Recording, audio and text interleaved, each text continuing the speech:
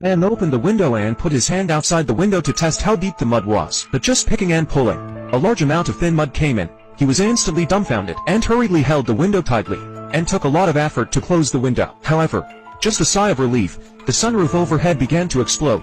The man was rushed to panic. If the sunroof broke, he would certainly be buried alive in the huge mud. He hurriedly brought the tape without money and glued up all the cracks. But under the enormous pressure, the tape did not work at all. He had no choice but to bring the steering wheel lock, the lock fixed on the crack, which was able to escape a disaster. After a lot of tossing and turning, he was exhausted and couldn't help but drink all the water in one gulp. After drinking, Wei regretted that there was not a drop of water in this car, and in order to keep his strength, he leaned back in the chair and began to sleep. At this time, he had a dream, only to see his wife is waiting for his dinner at home. After waking up, he was more determined to get out. However, the main thing now was water. But where was it? He hurriedly found nail clippers on the skylight, cut a crack.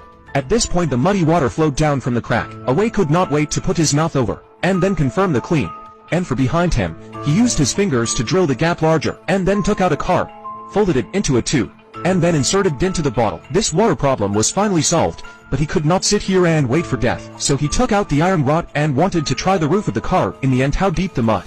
I did not expect the whole stick inserted up, or not the bottom, since one is not enough. Then use two. But to his disappointment, still no bottom, no choice. He could only put the iron bar on his shoulder, and then keep lifting upward.